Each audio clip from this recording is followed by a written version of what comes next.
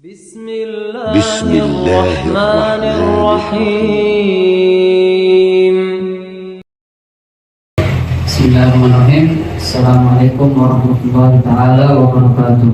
Waalaikumsalam warahmatullahi wabarakatuh. Alhamdulillahirabbil alamin wassalatu wassalamu ala asyrofil anbiya'i wal mursalin wa ala alihi wa sahbihi ajma'in wa ba'd. Asallallahu an yamunna 'alaina min ilmin nafi' wal 'amal shalih wa ayyuhana al arifin wa yufaqqihana fid din wa yarzuqana al-ikhlas fil aqwali wal a'mal. Allahumma amin. Insyaallah kita lanjutkan kajian kita Ayyuhal Walad dari Imam Al-Ghazali rahimahullah ta'ala rahmatal abrar.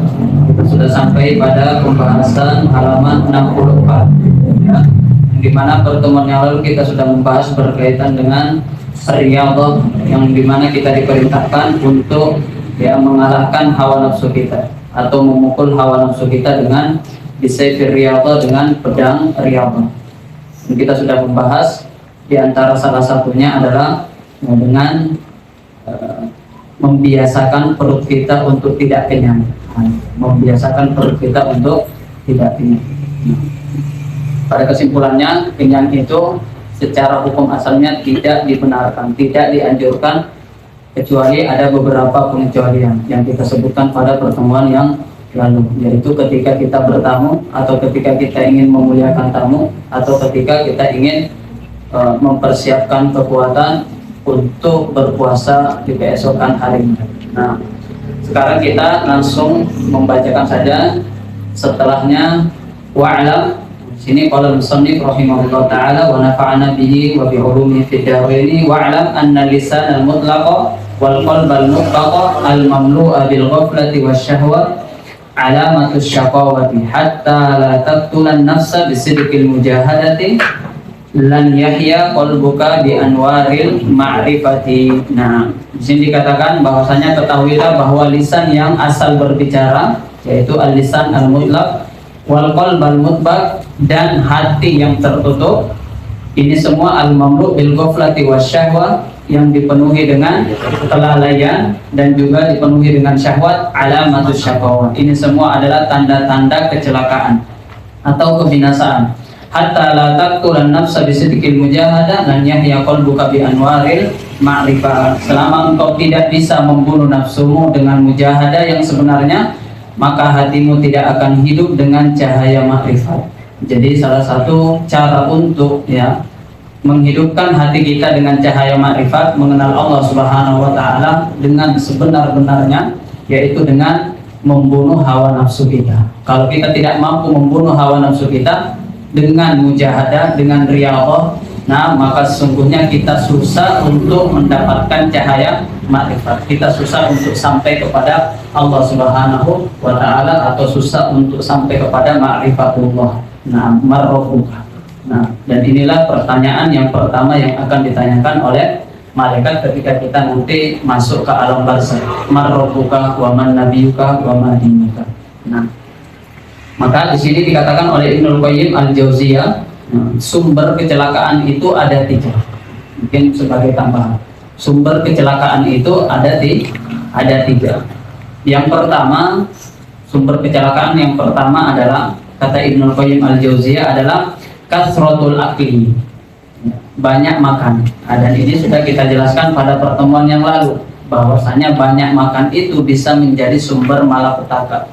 Nah, bisa menjadikan kita malas di dalam beribadah kepada Allah Subhanahu wa ta'ala. Banyak makan, ini sumber yang pertama.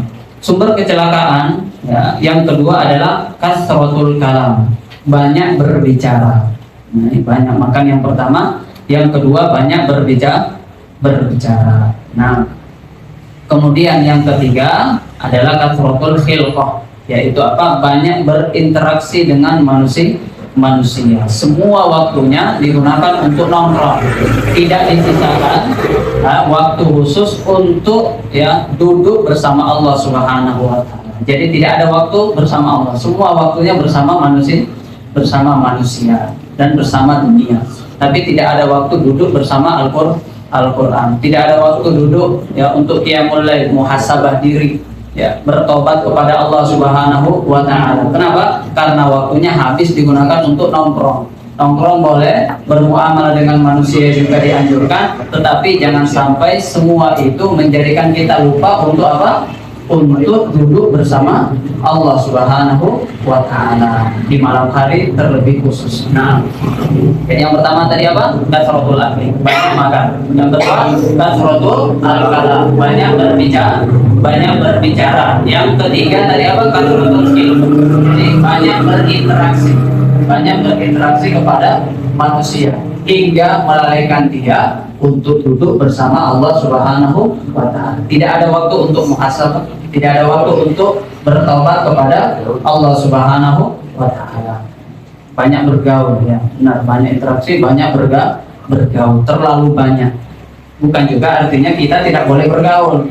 Nah, tetapi ada kalanya kita bergaul, menyambung hubungan kita sesama manusia, tetapi jangan lupakan hubungan kita kepada Allah Subhanahu wa Ta'ala. Nah, inilah 3 tanda, ya, kata Ibnu Al-Qayyim Al-Jauziyah, sumber kecelakaan. Nah, di sini dikatakan, makanya ini mirip-mirip dengan perkataannya siapa tadi? Imam Al-Ghazali, bahwasanya di sini dikatakan alamatus syaqawah adalah tanda kecelakaan, kebinasaan. Adalah apa? Al-lisan al-mutlaq. Nah, ini kita akan bahas. Ya, karena ini menjadikan seorang celaka. Nah, lisanul mutlak. Apa itu lisanul mutlak? Lisan yang ceplas-ceplos gitu, asal ngomong. Ya, ketika ngomong tidak dipikir terlebih dahulu. Nah, ini yang dinamakan dengan apa? Al-lisanul mutlak. Nah, ceplas-ceplos. Jadi kita sebagai seorang mukmin tidak boleh ceplas-ceplos. Nah, jadi ada anggota tubuh kita ini yang paling sering, ya, digerakkan dibandingkan dengan anggota-anggota tubuh yang lainnya. Nah, apa itu? Yaitu adalah lidah kita. Karena dia mudah digerakkan, maka meskipun dia tidak bertulang, akan tetapi dia sangat mudah digerakkan. Nah, maka sejak bangun pagi sampai sore ini berapa perkataan yang sudah keluar dari lisan kita? Sejak kita hidup sampai detik ini, sampai usia kita ini, yang sekarang ini, berapa kata-kata yang sudah kita keluar. Perlu kita ketahui, semua adalah, ya, amalan kita. Semua adalah termasuk amalan soleh kita, dan semua akan dihisab di hadapan Allah Subhanahu wa Ta'ala. Nah, maka karena lidah ini yang paling banyak bergerak ini, maka lidah ini adalah yang paling banyak menjadi sumber kerusakan. Nah, karena lidah ini yang paling mudah untuk digerakkan dan paling banyak perannya dalam tubuh kita, maka ini terkadang menjadi sumber terbanyak untuk kita mendapatkan dosa. Makanya dalam hadis dikatakan, aktsaru khotoya bani Adam, aktsaru khotoya ibnu Adam min lisanihi. Kebanyakan anak Adam, kebanyakan dosa dari para bani Adam itu disebabkan karena lisannya. Jadi lisan ini adalah penyebab dosa terbesar, ya, penyebab dosa terbesar. Ya, karena lisan kita ini bisa membuat seorang anak itu berkelahi dengan orang tuanya. Karena lisan ini juga seorang itu, ya, bisa berkelahi dengan saudara-saudarinya. Karena lisan ini sehingga seorang itu tidak lagi menegur sapa kepada tetangganya.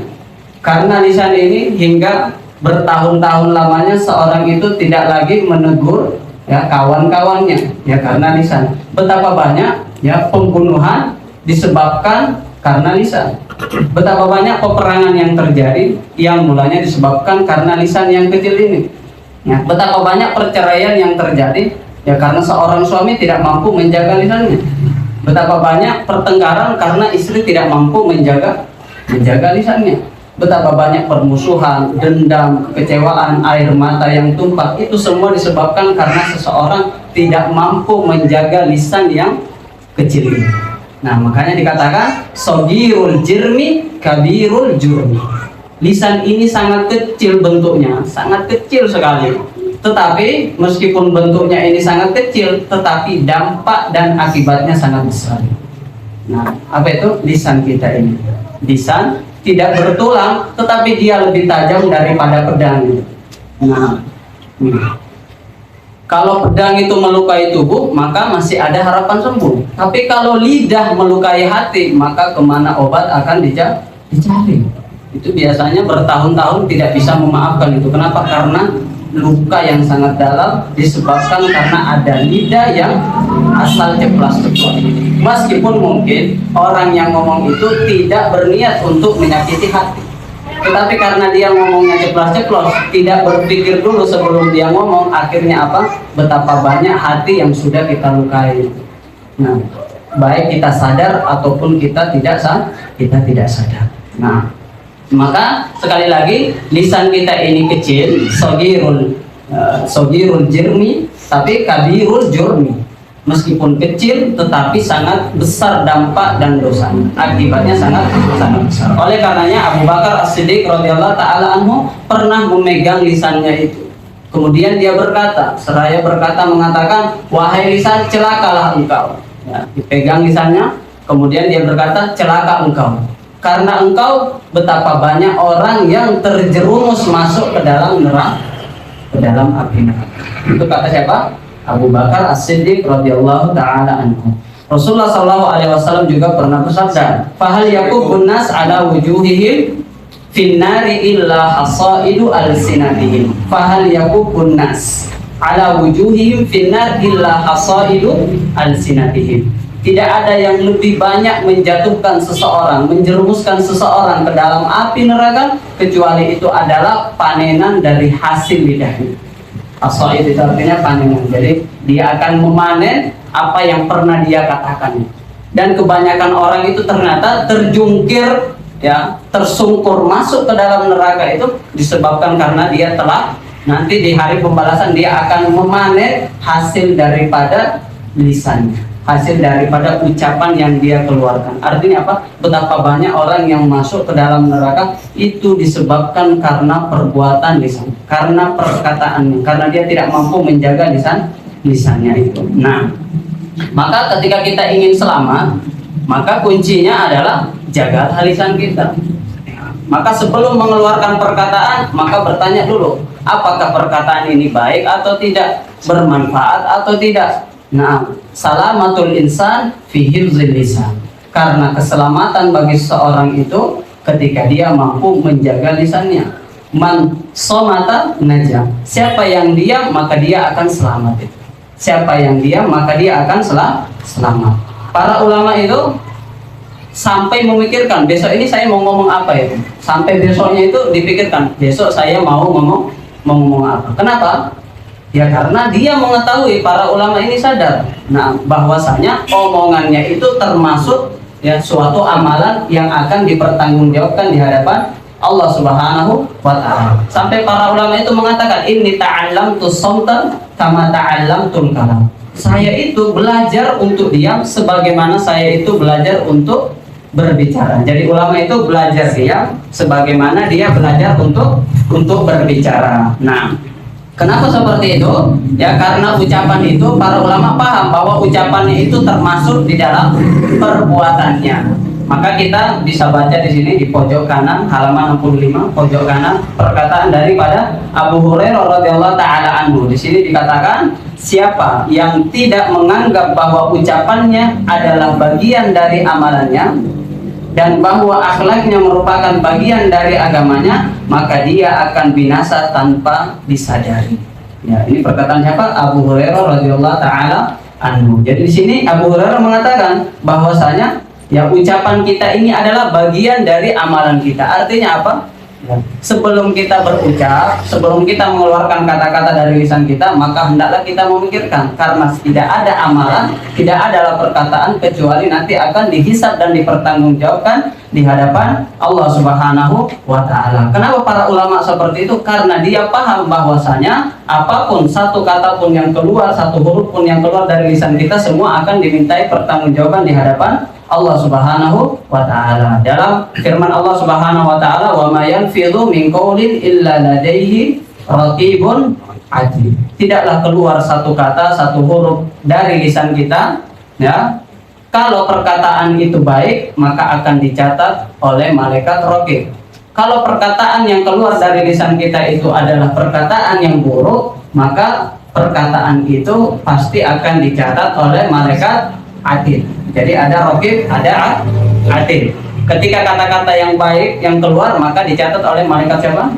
Oke, ketika perkataan yang keluar, ya, itu adalah perkataan yang buruk, maka itu adalah menjadi tugasnya malaikat atid untuk mencatat perkataan-perkataan yang buruk. Artinya, ketika perkataan itu semuanya dicatat oleh para malaikat, baik itu malaikat raqib ataupun atid, maka sesungguhnya catatan itulah yang akan kelak nanti akan dipertanggungjawabkan di hadapan Allah Subhanahu wa Ta'ala. Nah, oleh karenanya, ya, Allah Subhanahu wa Ta'ala memperingatkan kita. Nah, wahai orang-orang yang bertakwa, yang takut kepada Allah Subhanahu wa Ta'ala, ya ayyuhalladzina amanu taqullaha wa qulu qawlan sadida. Nah, wahai orang yang mengaku bertakwa, yang takut kepada Allah, orang yang benar-benar bertakwa dan takut kepada Allah Subhanahu wa Ta'ala, qulu qawlan sadida. Berkatalah dengan perkataan yang sadid, yang benar. Ya, perkataan yang benar.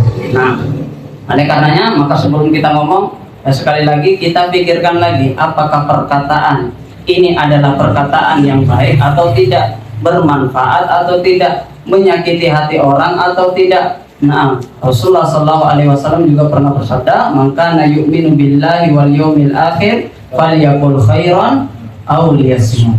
Nah, barang siapa yang mengaku beriman kepada Allah dan hari akhir, maka hendaklah dia falyaqul khairan, hendaklah dia berkata yang baik. Kalau tidak mampu berkata yang baik, maka auliyasmut, maka hendaklah dia memilih untuk diam. Jadi sebagai seorang muslim itu, kita setiap hari diberikan atau berada di antara dua pilihan itu. Pilihan. Pilihan yang pertama, ketika kita mau ngomong, nah, kita pikirkan dulu. Ketika sudah kita pikirkan dan kita dapati bahwa perkataan ini insya Allah mendapatkan manfaat, maka falyaqul, ya, maka kita keluarkan perkataan itu. Kenapa? Ya karena perkataan itu baik dan ada manfaatnya. Tapi kalau tidak, dirasa-rasa kayaknya perkataan ini tidak baik, maka hendaknya kita untuk menjaga lisan kita. Berarti setiap hari kita hanya diberi dua pilihan. Ketika baik, ya kita ucapkan, ketika tidak baik kita memilih untuk diam. Jadi ketika kita berbicara kita mendapatkan pahala, dan ketika kita diam kita memilih untuk selamat. Nah, kalau kita tidak tahu apa yang kita lakukan, ada sesuatu persoalan tapi kita tidak tahu persoalan itu, maka sebagai seorang muslim sikap kita adalah memilih untuk diam dan mengatakan wallahu a'lam. Atau ada sesuatu dan kita tahu, terkadang tidak semua yang kita tahu juga kita omongkan, apalagi itu berkaitan dengan aib orang lain. Nah, jadi tahu pun dia, tidak tahu pun dia. Kalau tahu pun dan itu berkaitan dengan aib orang lain, maka kita juga diperintahkan untuk diam dan tidak membuka aib orang lain. Man satara musliman satarahullahu fid dunya wal akhirah. Siapa yang menutup aib saudaranya, insya Allah balasannya adalah al jazaa'u min jinsil amal. Allah Subhanahu wa Ta'ala juga akan menutup aibnya di mana? Di dunia sebelum di akhirat. Siapa di antara kita yang tidak punya aib? Semua di sini tahu aibnya masing-masing. Kita ini manusia yang berlumur aib ini. Tahu, dikala di depan manusia kita sok-sok alim, ya, nampaknya orang yang baik, tetapi pada hakikatnya kita lebih tahu aib kita, kekurangan kita ketika kita berada atau dikala kita menyendiri itu. Nah, maka sekali lagi siapa yang tidak punya aib? Dan semua manusia rasa-rasanya tidak senang ketika aibnya itu diketahui oleh orang lain. Sebagaimana orang lain itu tidak senang aibnya dibongkar, diketahui oleh orang lain, maka kita jangan menceritakan aib orang lain. Ketika kita berhasil untuk menutupi aib saudara kita dan menjaga syahwat lisan kita ini untuk berbicara, karena membicarakan aib orang lain itu sangat nikmat, ya. Karena itu sesuai dengan nafsu kita, syahwat kita, ya. Syahwat lisan ini apa itu? Membicarakan aib orang lain. Tetapi ketika kita mampu menundukkan hawa nafsu kita dan kita kunci mulut kita untuk membicarakan aib saudara kita, maka ketika itu Allah Subhanahu wa Ta'ala juga akan memberikan balasan yang lebih baik. Bukan hanya aib kita di dunia yang ditutupi, tetapi juga aib kita di akhirat. Allah Subhanahu wa Ta'ala juga berjanji untuk menutupi aib-aib kita. Betapa malunya kita ya, di hadapan jamaah kita, di hadapan anak istri kita, mungkin kita nampaknya baik di hadapan anak kita, tapi ternyata ketika di hari pembalasan ternyata keluarga kita, tetangga kita, anak-anak kita, saudara-saudara kita yang ketika di dunia mereka menganggap kita adalah orang-orang soleh, ternyata ditampakkan di layar, ya, ketika hari pembalasan ternyata kita itu adalah orang yang, ya, penuh dengan aib. Nah, maka kita tidak mau aib kita ditampakkan di sana, dan kita tidak mau aib kita ditampakkan di dunia. Maka tutuplah ini lisan kita untuk membicarakan aib orang lain, untuk menggibahi orang lain. Nah, dan orang yang membuka aib orang lain, man tatabba'a auratin nas, siapa yang mencari-cari kesalahan orang lain, aib orang lain, maka apa balasannya? Yang setimpal itu. Tatabba'allahu auratihi wa in kana fi jawfi baitihi. Allah Subhanahu wa taala juga akan membuka aibnya meskipun mereka menyembunyikan aib itu di dalam rumahnya yang paling tersembunyi itu. Nah, mereka sembunyikan aibnya, tapi kalau kerjaannya, hobinya adalah mencari kesalahan orang lain, maka tinggal menunggu waktu saja, aibnya juga akan disebarkan oleh Allah Subhanahu wa taala meskipun mereka menyembunyikan aibnya. Nah, maka berhati-hati sekali. Maka diantara orang yang paling beruntung adalah siapa? Tuba liman syaghalahu aibuhu an uyubin nas. Termasuk orang-orang yang beruntung adalah ketika orang itu sibuk melihat kepada aib dirinya sendiri. Karena saking sibuknya dia melihat aib dirinya sendiri, kekurangan yang ada pada dirinya, sehingga itu menjadikan dia lupa kepada aib orang lain. Itulah orang yang beruntung. Dan sebaliknya, wawailun liman nasiya aibahu. Dan sungguh celaka siapa itu orang, ya, yang senantiasa menutup matanya dan pura-pura buta, pura-pura lupa tentang aib dirinya sendiri, wa tafarraga ila uyubin nas, dan dia hanya sibuk melihat aib dan kekurangan orang lain. Inilah adalah orang yang seburuk-buruknya aib. Jadi sebaik-baik orang apa? Yang senantiasa melihat kepada aib dirinya sendiri, sehingga tidak ada lagi waktu untuk melihat aib orang lain. Dan begitu pula dengan sebaliknya, seburuk-buruk orang adalah orang yang sibuk mencari aib orang lain sehingga dia lupa aib yang ada pada dirinya sendiri. Nah, itu tuba liman syaghalahu aibuhu an uyubin nas wa wailul liman nasiya aibahu wa tafarraga ila uyubin nas. Nah, maka betapa ruginya orang-orang yang, ya, tidak menjaga lisannya. Betapa ruginya orang-orang yang tidak mampu berpikir sebelum dia mengeluarkan kata-kata dari lisannya. Nah, karena ini bisa menjadikan orang-orang yang mungkin, ya, dia bolak-balik ke masjid untuk mendirikan sholat 5 waktu, dia bolak-balik ke Mekah untuk melaksanakan umrah, dia bolak-balik ke majelis ilmu, ya, dia bolak-balik membaca Al-Qur'an, mendakwahkan agama, dia bolak-balik untuk bersedekah, menjadi relawan, mungkin membantu orang yang tertimpa bencana dan seterusnya. Akan tapi dia adalah orang yang paling merugi di saat dia tidak mampu menjaga lisannya. Nah, karena kita sudah sering mendengar ada hadis yang sahih mengatakan atadruna manil muflis. Tahukah kalian siapakah orang yang bangkrut itu? Siapa orang yang bangkrut? Orang yang rajin sholat, ya kan? Siapa orang yang bangkrut itu? Nah, adalah orang yang rajin berpuasa, orang yang rajin majelis ilmu, orang yang rajin beribadah, orang yang rajin beramal soleh. Itulah orang yang bangkrut. Meskipun dia rajin menjadi ahli ibadah, tetapi dia gagal selamat daripada api neraka. Dia gagal untuk sampai kepada surga Allah Subhanahu wa taala. Padahal nampaknya, zahirnya, dia adalah orang yang rajin sekali untuk mendirikan ibadah. Dia adalah ahli ibadah. Tetapi karena dia tidak mampu menjaga lisannya, maka dia adalah orang yang paling merugi. Dia datang dengan pahala sholatnya, ya, tetapi ketika dia menyetorkan pahala sholatnya kepada Allah Subhanahu wa taala, ternyata ada orang yang mengatakan, tunggu dulu ya Allah, dahulu dia pernah menghina saya. Akhirnya pahala sholatnya diberikan kepada orang yang dihina. Ketika dia datang lagi dengan pahala majelis ilmunya disetorkan, dengan pahala sedekahnya. Kemudian ada lagi orang yang kedua, saya dulu tetangganya ya Allah, dahulu dia pernah menyakiti hati saya. dia menertawakan saya, dia menghina saya, dia menggibah saya, ya Allah. Akhirnya apa? Pahala majelis ilmunya juga diserahkan kepada orang yang digibahi. Ketika dia menyetorkan pahala puasanya, ada lagi, saya dulu kawannya ya Allah, ya. Tapi dahulu dia telah mengadu domba saya, dia merusak nama saya sehingga nama saya di kampung saya itu dahulu, ya, itu rusak, tidak dihargai oleh penduduk kampung disebabkan karena dia yang memfitnah saya. Nah, dahulu di dunia saya tidak mampu membalas dia ya Allah. Maka Allah mengatakan tidak ada orang yang dizolimi di hari ini. Semua ya perkataan kita, perbuatan kita semua akan dibalas oleh Allah Subhanahu wa Ta'ala. Maka pahala puasanya pun diserahkan kepada orang yang difitnah.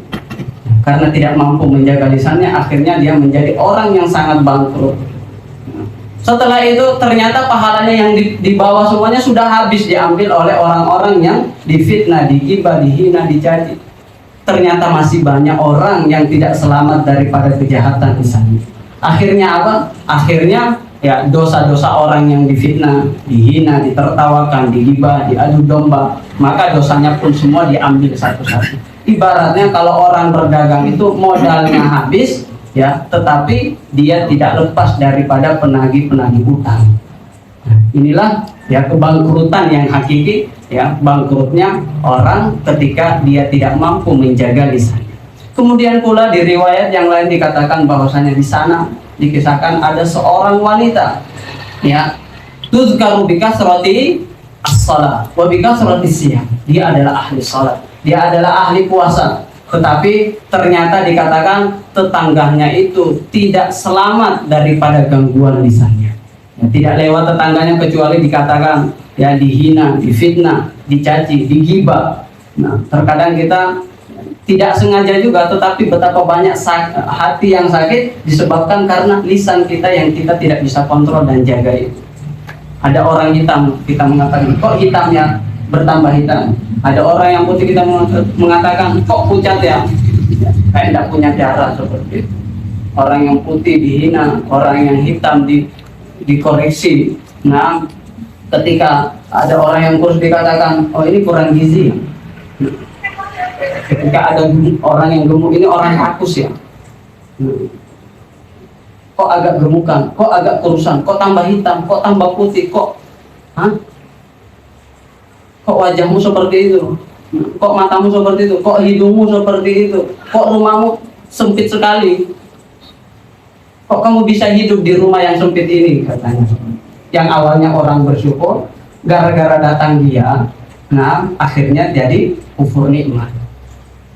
Kok bisa kamu hidup sama istri yang seperti itu? Coba lihat saya, coba lihat pasangan saya itu tidak pernah dicari gitu. Kok kamu dicari terus? Istri apa itu? Misalnya seperti yang awalnya apa? Orang itu bersyukur dengan pasangannya, bersyukur dengan rumahnya, hanya karena kita tidak mampu menjaga lisan kita, akhirnya orang itu tidak jadi bersyukur. Kamu gaji kamu berapa? 1 juta. Kok keringatmu hanya dihargai 1 juta? Padahal kerjaanmu dari pagi sampai sore. Akhirnya ya karena seperti itu dia mendengarkan ucapan kawannya, akhirnya dia minta untuk mengundurkan diri, keluar dari pekerjaan. Yang tadinya dia ada gaji 1 juta, yang sekarang jadi pengangguran gitu. Disebabkan karena apa? Karena perkataan kita yang plastik. Jadi hati-hati kita komen rumah orang, pasangan orang, pekerjaan orang, gaji orang, itu mulut kita perlu dijaga itu. Karena betapa banyak perkataan yang awalnya itu perkataan yang kita kira itu biasa atau candaan, ternyata itu adalah sebab perceraian rumah tangga. Ternyata itu sebab orang yang dulunya dapat gaji menjadi tidak ada pekerjaan, kehilangan pekerjaan. Yang dulunya apa? Dia hidup nyaman di rumah yang sempit itu, ya karena kita datang kunjungan ke rumahnya, akhirnya kita kok rumah kamu sempit ya. Akhirnya apa? Malu. Ketika dia malu, akhirnya dia ngontrak rumah itu, cicil rumah itu, tidak bisa dibayar, akhirnya apa? Ngutang. Setelah ngutang, diburu-buru rentenir itu, dan akhirnya rumahnya disita itu. Ujung-ujungnya tidak punya rumah. Kenapa? Ya karena lisan ini sangat berbahaya itu. Nah, Maka dikatakan, nah, al-muslimu man salimal muslimuna min lisanihi wa yadihi. Jadi jangan sampai hakikat orang muslim itu yang dimana orang di sekitar kita itu, kaum muslimin, tetangga-tetangga kita, saudara-saudari kita, kawan-kawan kita itu bisa merasakan keamanan dari gangguan lisan dan gangguan tangan kita. Ya, bisa merasakan kenyamanan dari kezaliman lisan dan tangan kita. Itulah seorang yang benar-benar berislam gitu. Nah, makanya dikatakan tadi, maka yu'minu billahi wal yawmil akhir falyaqul khairan aw liyasmut. Makanya dikatakan tadi, ya ayyuhalladzina amanu taqullaha wa qulu qawlan sadida. Nah, maka di zaman sekarang ini banyak sekali orang yang rajin beribadah tapi tak pandai menjaga lisannya. Ia memuji penciptanya tetapi dia menghina ciptaannya. Dia mengatakan, dengan lisan inilah ya kita menggunakan lisan ini untuk berzikir kepada Allah. Tetapi dengan lisan yang sama kita gunakan lisan kita untuk menghina orang lain. Dengan lisan ini kita gunakan untuk membaca Al-Quran. Tapi dengan lisan yang sama kita gunakan untuk menggibah saudara-saudara kita. Nah, maka jangan sampai kita termasuk di dalam sabda Nabi yang tadi kita sebutkan, yaitu orang-orang yang datang dengan amalan yang banyak, ya, dengan zikirnya, dengan bacaan Qur'annya, ternyata dia tidak mampu menjaga lisannya. Bahkan kepada pelaku maksiat, kita tidak boleh menghina pelaku maksiat. Siapa yang menghina pelaku maksiat berarti kita sudah membantu pekerjaannya setan. Nah, siapa yang menghina pelaku maksiat berarti kita sudah ya membantu pekerjaannya setan untuk menjerumuskan manusia. Tidak ada ajaran Islam orang yang bermaksiat dihina, itu tidak ada. Apakah kita pernah Nabi ya melihat ada riwayat yang mengatakan bahwasanya pelaku-pelaku dosa, pelaku-pelaku maksiat itu dihina dan dicaci maki oleh Nabi? Memang ada. Bahkan yang ada itu ya ketika dirajam itu, sebagian sahabat dirajam karena terjatuh kepada perzinahan itu, kemudian dihina oleh para sahabat. Apa yang dikatakan Nabi? Jangan engkau menghinanya. Seandainya ya engkau tahu bahwasanya dia sudah bertobat nasuh, dan pahala tobat ini kalau dibagikan kepada penduduk Madinah ini ya sudah cukup ya. Sudah cukup. Para penduduk ahli Madinah ini tidak tobat ya sudah bisa mengcover apa tobatnya seluruh penduduk ahli Madinah. Saking ya tulusnya ketika para sahabat itu bertobat. Jadi tidak pernah dicaci maki. Maka sekali lagi jangan mencaci maki pemerintah. Apa hukum mencaci pemerintah? Ya tidak boleh. Sering kita sebutkan dahulu di dalam riwayat disebutkan Ibnu Sirin rahimahullah ta'ala, seorang pakar di dalam tafsir mimpi ya, seorang ulama di kalangan para tabi'in itu. Nah, ketika ada pemuda atau anak-anak itu yang mengejek Hajjaj bin Yusuf. Hajjaj bin Yusuf ini adalah panglima atau pejabat, istilahnya kalau sekarang pejabat yang sering menzalimi para ulama itu. Banyak sekali ulama yang tidak lepas daripada kezaliman daripada Hajjaj bin Yusuf. Ini kezaliman. Bahkan ada yang dibunuh, ulama yang dibunuh oleh Hajjaj bin Yusuf. Maka rakyat-rakyat itu tidak senang dengan kezaliman yang dilakukan oleh Hajjaj bin Yusuf. Akhirnya mereka menghina Hajjaj bin Yusuf. Ketika Ibnu Sirin mendengarkan Hajjaj bin Yusuf itu ya dihina oleh seseorang, maka dia mengatakan, wahai fulan, Hajjaj bin Yusuf itu dengan semua kezalimannya dia akan berdiri di hadapan Allah Subhanahu wa taala untuk mempertanggungjawabkan setiap kezaliman yang dia pernah lakukan selama dia hidup. Nah, semua kezalimannya itu dia akan ya pertanggungjawabkan di hadapan Allah. Tapi engkau jangan lupa, engkau juga akan berdiri di hadapan Allah Subhanahu wa taala dan juga akan mempertanggungjawabkan setiap perkataan dan perbuatan yang engkau lakukan. Ini artinya apa? Engkau menghina Hajjaj bin Yusuf, engkau nanti akan mempertanggungjawabkan hinaan itu. Nah, benar nanti ya Hajjaj bin Yusuf itu akan dituntut oleh orang-orang yang dizaliminya. Nah, tetapi jangan lupa engkau juga akan dituntut karena engkau telah menghina Hajjaj bin Yusuf. Karena ajaran kita itu bukan hina, tapi mengajak, mendoakan, menasihati. Itu ajaran kita. Jangan sampai kita di medsos ini sedikit-sedikit kita hina pejabat. Kalau kita hina, kira-kira dia bisa berubah atau tidak? Lebih bisa berubah ketika dihina atau dinasehati dan didoakan. Ya dinasehati dan didoakan. Sama ketika kita melakukan kesalahan dan ada orang menghina kita, kira-kira kita memilih untuk dinasehati atau untuk dihina ketika kita melakukan kesalahan itu. Dan siapa di antara kita yang tidak punya kesalahan? Yang masing-masing akan memilih untuk dinasehati dengan baik dan didoakan untuk berubah menjadi pribadi yang lebih baik. Maka ketika kita menginginkan itu, maka jangan kita lakukan kepada saudara kita, seiman kita, seislam kita, meskipun mereka pejabat. Kita doakan semoga dia berubah, semoga dia amanah. Kita berikan nasihat kalau kita bisa memberikan kritik yang membangun, nasihat yang tapi jaga lisan kita dari menghina mereka. Karena belum tentu kita akan bertemu dengan dia dan kita akan meminta maaf sampai ajal menjemput. Karena bertemu dengan mereka itu susah itu. Beda dengan bertemu dengan tetangga kita, dia di samping. Kita mau tobat ya kita ke samping itu. Tapi kalau kita mau tobat dengan meminta maaf kepada pejabat, ya susah itu. Rasanya gimana itu? Minta ketemunya. Kita minta bertemu, ya siapa kamu gitu? Siapa kamu? Gimana kita akan meminta maaf itu? Maka sekali lagi, ya jaga lisan. Terutama lisan itu di zaman sekarang itu ya sama dengan apa tadi? Tulisan kita itu, komenan kita. Maka hati-hati dengan komen. Sekarang kalau kita lihat media sosial ini, Facebook, Instagram, apalagi TikTok, ya, YouTube, Masya Allah, betapa banyak orang yang komen. Dan komennya itu asal ngomongan, asal bunyi saja. Nah, seakan-akan ucapan dan komennya itu tidak dipertanggungjawabkan. Berapa hinaan itu? Mau orang baik pasti di situ ada yang muji, ada yang hina. Tidak ada itu satu makto di situ atau satu potongan video yang dimana di situ semuanya adalah pujian. Pasti ada yang menghina, pasti ada yang menghina. Nah, bahkan dikatakan di dalam hadis yang sahih, fayak dumin baiti, keluar dari rumahnya fayak dibulkan fatablughul afaq. Ini kalau kita baca hadis ini kemudian kita kembali ke masa Rasulullah, ini agak-agak susah ini. Siapa itu? Ya, Nabi melihat, diperlihatkan itu di dalam mimpi atau wahyu dari Allah Subhanahu wa taala, ada seorang ahli neraka yang disiksa itu. Apa siksaannya? Dia itu menarik ini, apa namanya? Sidqoh. Ini mulutnya ini ditarik oleh besi itu dari kanan ila kofahu itu sampai ke belakang.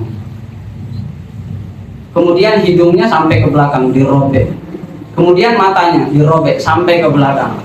Setelah sebelah kanan ini selesai, misalnya satu sisi ini selesai, maka yang sebelah kirinya lagi ditarik, ini mulutnya disobek sampai ke belakang. Sebelum ini ditarik, ini sudah kembali seperti semula lagi. Kemudian ini ditarik, selesai ini ditarik, ini kembali seperti semula lagi. Siapa itu, kata para sahabat? Siapa orang yang disiksa itu? Yang min baiti, dia keluar dari rumahnya, fayak dibul kadzbah. Apa itu kadzbah? Dia berdusta dengan satu kedustaan, bukan dua ya, satu kedustaan. Atau ibarat kita hari ini, istilah kita hari ini adalah penyebar hoax. Penyebar kabar yang belum tentu dia benar atau tidak, kemudian kita sebarkan. Fatablughul afaq, dan sampai kepada penjuru. Dalam sekedar ya berita itu, hoax itu dibaca oleh ya ratusan bahkan jutaan orang.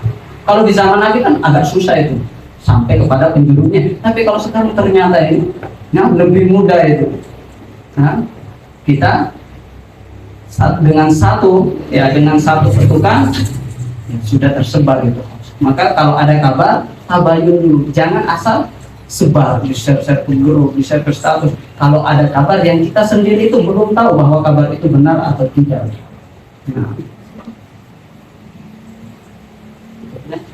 masih dikit lagi.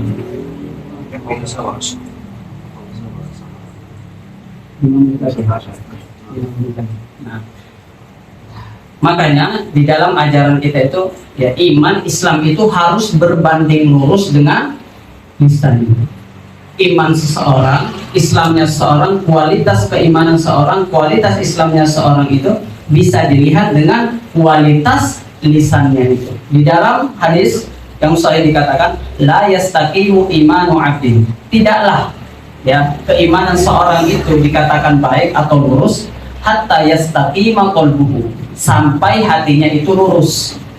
Wala yastaqimu qalbuhu hatta yastaqima lisanuhu, dan tidaklah hati itu baik dan tidaklah hati itu menjadi lurus kecuali sampai ya lisannya itu menjadi baik dan lurus. Berarti apa? Hubungan lisan ini sangat erat dengan hati dan keimanan itu. Makanya dikatakan man kana yu'minu billahi wal yawmil akhir falyaqul khairan aw liyasmut. Berarti kesimpulannya adalah kualitas iman harus berbanding lurus dengan kualitas lisan. Bagaimana cara mengetahui kualitas iman kita? Lihat saja kualitas lisannya, itu artinya.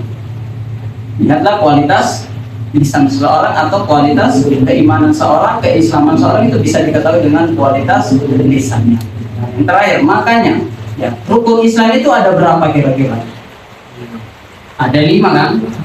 Ada 5 rukun Islam. Kalau kita melihat kelima-limanya ini, semua rukun Islam ini mengajak kita untuk menjaga lisan itu. Contoh pertama, mengucapkan 2 kalimat syahadat. Di dalam riwayat yang sahih dikatakan man qala la ilaha illallah shadiqan min qalbihi dakhalal jannah. Berarti kita dilarang untuk apa? Mengucapkan asyhadu alla ilaha illallah secara dusta itu. Ya kan? Harus shadiq, harus jujur dari hati. Ucapan itu harus sesuai apa yang ada di dalam hati. Karena siapa yang mengatakan la ilaha illallah tapi hatinya tidak beriman seperti itu, tidak sesuai dengan apa yang ada dalam hatinya, berarti dia adalah munafik. Munafik adalah orang yang mengucapkan sesuatu tapi tidak berasal dari hati. Berarti apa? Ini namanya dusta ini. Nah, berarti kita diperintahkan untuk apa? Ketika kita berkata, maka berkatalah yang jujur. Jangan lain di lisan, lain di hati itu. Nah, kemudian yang kedua, coba kita lihat. Rukun Islam yang kedua adalah salat. Di dalam Al-Qur'an Allah Subhanahu wa taala berfirman, "Inna sholata tanha 'anil fahsya'i wal munkar." Sungguhnya salat itu mencegah kita dari perbuatan keji dan mungkar, dari perkataan-perkataan keji dan perkataan yang mungkar. Nah, bahkan dikatakan wa idza qama yusalli naja rabbahu. Jika berdiri salat, maka itu sama saja kita itu bermunajat, ngobrol dengan Allah Subhanahu wa taala. Artinya apa? Salat itu melatih kita untuk menjaga lisan. Sekarang kita berbicara ini. Tapi kalau ini mubah ini. Ya kan? Ketika kita ngobrol dengan teman kita mubah. Tapi kalau dalam salat itu haram. Bahkan membatalkan salat. Artinya dari takbiratul ihram itu perkataan itu sudah haram sampai kita assalamualaikum. Artinya apa? Kita dilatih membiasakan lisan kita untuk berzikir kepada Allah, membaca Al-Qur'an, bertasbih kepada Allah, dan meninggalkan ucapan-ucapan ya, ghibah, fitnah, adu domba, hinaan, perkataan-perkataan yang keji, perkataan-perkataan yang kotor itu haram. Jangankan perkataan yang keji dan kotor, perkataan biasa saja haram itu di dalam sholat. Kecuali apa? Zikir, bacaan Quran, tasbih, takbir, tahmid. Artinya apa? Setiap hari lisan ini dilatih. Jangan ya biasakan lisannya untuk berbicara ya, bicara yang kotor. Itu kalau di dalam sholat. Berarti sholat mengajarkan kita untuk menjaga lisan.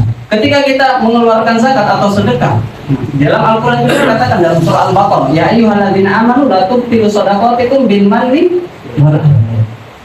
Wahai orang-orang yang mengaku beriman, janganlah engkau batalkan itu sedekah kalian dengan apa? Bil manni wal adha. Apa itu bil manni wal adha? Setelah bersedekah diungkit-ungkit lagi. Oh, dulu saya yang ngasih dia modal, dulu yang saya ngasih dia baju, dulu saya ngasih dia rumah, dulu saya ngasih pinjaman. Itu diungkit-ungkit. Dengan menyakiti hati orang yang menerima sedekah kita. Berarti kita bersedekah dan kita sendiri juga yang membatalkan pahala sedekah kita. Dengan apa? Bil manni wal adha. Qaulun ma'rufun khairun min shadaqatin yatba'uha adha. Nah, itu tidak boleh itu. Berarti apa? Sedekah melarang kita untuk menjaga lisan kita dari menyakiti hati orang lain. Tidak boleh menyakiti hati orang lain, dilarang. Itu dari mana? Dari sedekah. Siapa yang sedekah rajin tapi tidak mampu menjaga lisannya dari menyakiti hati saudaranya, itu artinya dia membatalkan pahala sedekah. Nah, kemudian berpuasa. Nah, fa idza kana yawmu shaumi ahadikum fala yarfus wala yaskhab. Ketika seorang di antara kalian berpuasa, maka janganlah sekali-kali berkata kotor dan janganlah berteriak. Nah, untuk menjaga lisan. Dan di dalamnya hadis yang lain, malam yada qaula zur wal amal bihi falaysa lillahi hajatun fi an yada'a ta'amahu wa syarabahu. Siapa yang tidak mampu meninggalkan perkataan dusta, nah maka tidak ada hajat bagi Allah Subhanahu wa taala bagi seorang yang berpuasa yang rela meninggalkan makanan dan minumannya. Artinya puasanya tidak diterima. Pak, puasanya tidak berpahala. Kenapa? Karena dia tidak mampu meninggalkan perkataan dusta. Berarti dari puasa kita dilarang untuk berkata-kata yang dusta. Nah, kemudian yang terakhir, ya, haji. Ya, lisan kita dijaga dari apa? Rafas dan jidal, dari debat. Dalam Al-Quran dikatakan al-hajju asyhurun ma'lumat. Faman farada fihinna al-hajj fala rafata wala fusuqa wala jidala fil hajj. Nah, siapa yang haji maka jaga lisan. Tidak boleh rafat. Apa itu rafat? Perkataan yang kotor. Wala fusuqa, tidak boleh melakukan kefasikan. Yang ketiga, wala jidal. Tidak boleh banyak berdebat. Karena debat itu tidak baik gitu. Berdebat itu tidak baik. Siapa yang diinginkan Allah kebaikan, maka Allah bukakan babul amal. Bab untuk beramal, kesempatan untuk beramal dan menutup pintu debat. Siapa yang Allah inginkan keburukan padanya, maka Allah bukakan pintu debat dan Allah tutup pintu amal. Dia kesibukannya menuntut ilmu debat, tapi tidak pernah mengamalkan ilmunya. Inilah orang yang ditakdir untuk apa? Keburukan padanya. Nah, maka hati-hati.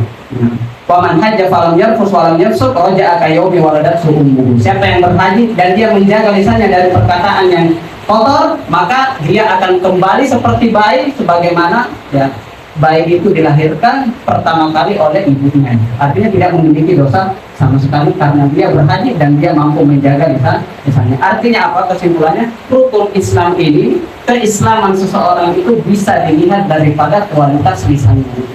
Sebagaimana riwayat yang kita baca tadi, tidak lurus keimanan dan keislaman seorang sampai lurusnya hatinya, dan tidak lurus hatinya sampai lurusnya lisannya. Mungkin cukup sekian. Nah, tertinggi dua kafaratin majlis. Subhanallah wa bihamdika, asyhadu an la ilaha illa anta, astaghfiruka wa atubu ilaik. Assalamualaikum warahmatullahi wabarakatuh.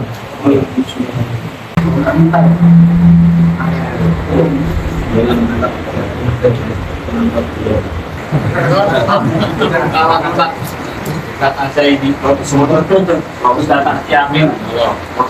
Mana kalau anda semua gagal dia nggak makan. Tapi langsung nggak usah gitu. Oh gitu ya. Contohnya ini.